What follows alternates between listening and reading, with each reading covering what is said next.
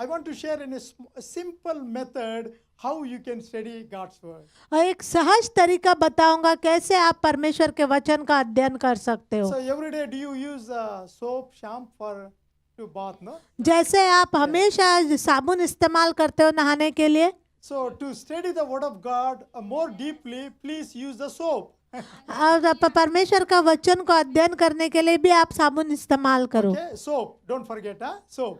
Okay, okay. What is soap? तो साबुन क्या है How do you study the word of God? और वो कैसे, उसको कैसे हम इस्तेमाल कर सकते And हैं I वचन know के लिए। many of you have a devices in your hands, बहुत सारे लोगों के पास मोबाइल है अपने हाथ में, but I would personally encourage. I'm not forcing. I would personally encourage. Please buy a physical Bible, have a notebook and a pen with you. That will really help you to grow in the Lord. लेकिन मैं आपको कहना चाहूँगा कि आपके पास पवित्र शास्त्र Bible होनी चाहिए, एक नोटबुक होनी चाहिए, किताब होनी चाहिए, कलम होनी चाहिए जो आपको परमेश्वर में बढ़ने के लिए सहायता करेंगे। So select the scripture. आप एक वचन चुन लो। Many times what we do, we read, although we are in a hurry. हम क्या करते हैं कभी कभी कि हम जल्दीबाजी में रहते हैं, तभी भी हम ऐसे ही पढ़ लेते हैं। Even if it is 5 verses, no problem. Sit in one place, read slowly. आप इतने जल्दीबाजी में मत पढ़ो, भले ही आप 5 भी वचन पढ़ो, लेकिन आप आराम से पढ़ो, And read again. बार बार पढ़ो, And read again. बार बार उसी को पढ़ो। So when you read 3 or 4 times, जब आप 3-4 बार पढ़ोगे, you will begin to see the truth. परमेश्वर आपको सच्चाई को आपके ऊपर प्रकट करेगा। So I might have read Bible more than 20 times in my lifetime. हो सकता है आप मेरे जीवन में अब तक मैं 20 बार से भी ज्यादा पढ़ चुका हूँ, But even this morning when I was reading, I felt something new.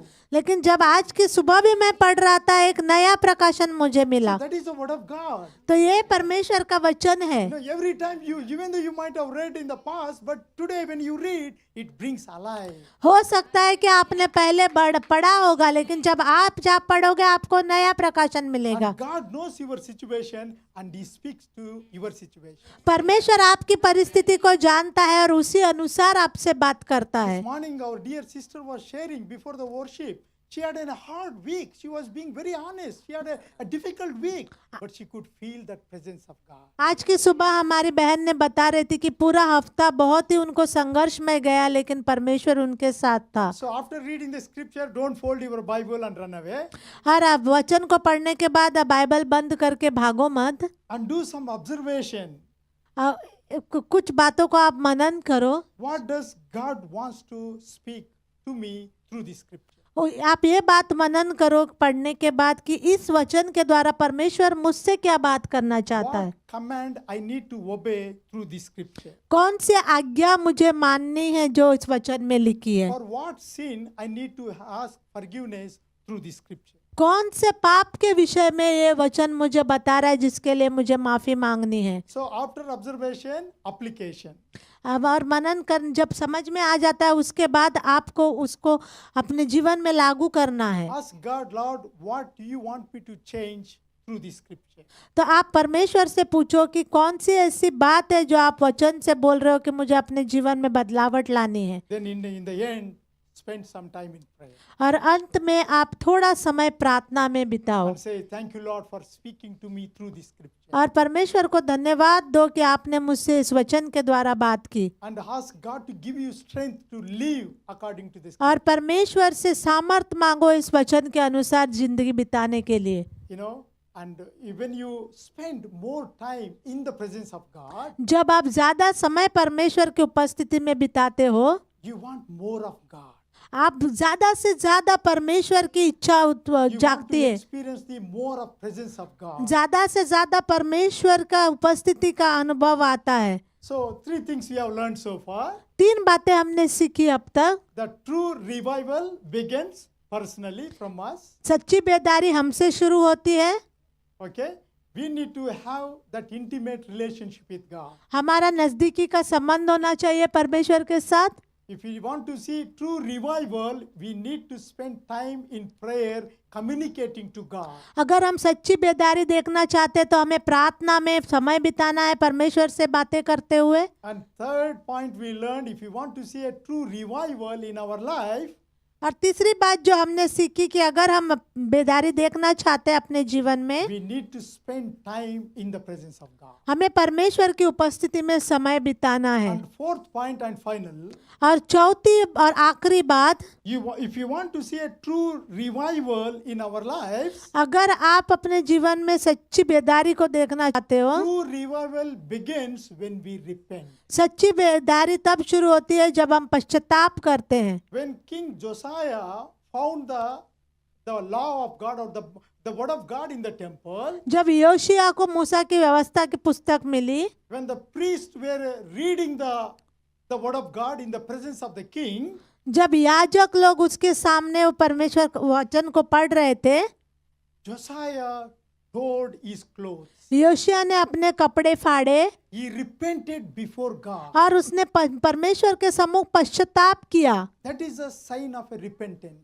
और कपड़े फाड़ना वो एक चिन्ह है पश्चाताप का। As soon as Josiah heard the word of God, जब योशिया ने परमेश्वर के वचन को सुना, he just did not listen the word of God or heard the word of God. उसने सिर्फ अपने सुना ही नहीं, He started to implement for his life. उसने अपने जीवन में उसको लागू किया। So what he did, तो उसने क्या किया? he announced that all the idols will be removed from the nation. तो उसने घोषणा की कि सारी मूर्तियां इस देश से निकाल दी जाएगी।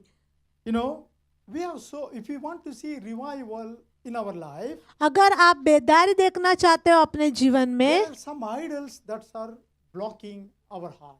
कुछ मूर्तियां हैं जो हमने बना के रखी है। You know, the people of God did not experience revival because they were worshipping idols. परमेश्वर के लोग बेदारी को अनुभव नहीं कर पा रहे थे क्योंकि वो मूर्तियों की आराधना कर रहे थे। So today we are not seeing or experiencing revival in our personal life, in our church. Why? आज हम क्यों बेदारी को महसूस नहीं कर पा रहे अपनी कलीसिया में, अपने व्यक्तिगत जीवन में? There are some idols that are blocking the revival. कुछ ऐसी मूर्तियां हैं जो उस बेदारी के मार्ग में रुकावट बनी हुई है। The idol is anything that takes the place of God in a personal heart, in our personal life. मूर्ति का मतलब है कोई भी ऐसी चीज जो परमेश्वर की जगह ले रही है हमारे जीवन में। Today we live in a modern idolatry. हम आज आधुनिक मूर्ति पूजा में जी रहे हैं। Idolatry is still relevant issues.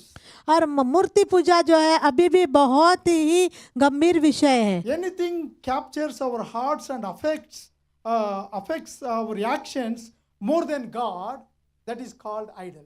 कोई भी बात जो हमारे हृदय पर परमेश्वर से ज्यादा अगर उसकी प्रभुता चल रही है, इसका मतलब वो हमारे लिए मूर्ति है। For example, उदाहरण के तौर पर money, पैसा, love of money. पैसे का प्रेम। Money is good. पैसा अच्छा है, We need money, हमें धन की जरूरत है, but Bible says लेकिन परमेश्वर का वचन कहता है the love of money, पैसे का, धन का लोभ, प्रेम, that is the idol. वो एक मूर्ति पूजा के समान है। Status, अपना नाम, अपना औहदा, relationships. रिश्ते, You know, we fall in love with an ungodly person.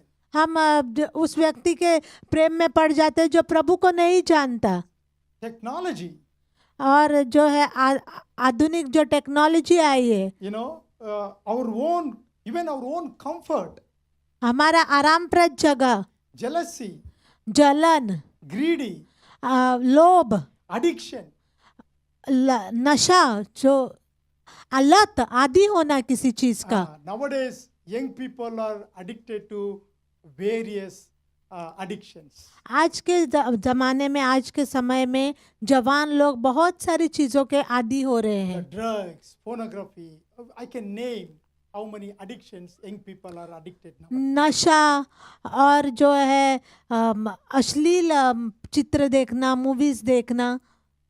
Dear brothers and sisters, प्रिय भाई बहनों, King Josiah did not play the games. राजा योशिया ने वो खेल नहीं खेलता था। When he heard the word of God, जब उसने परमेश्वर के वचन को सुना, he tore down every idol that was blocking the revival, हर एक मूर्ति को हटा दिया जो बेदारी के मार्ग में रुकावट बनी हुई थी। destroyed every altar that was built for the gods and goddesses. हर एक वेदी जो अन्य देवी देवताओं के लिए बनी थी वो सारी तोड़ दी गई, Burned every demonic things that stood in the way of true worship. और सारी जो है शैतानी चीजें जो परमेश्वर के आराधना के विरुद्ध में खड़ी हो रही थी, सब कुछ हटा दिया गया।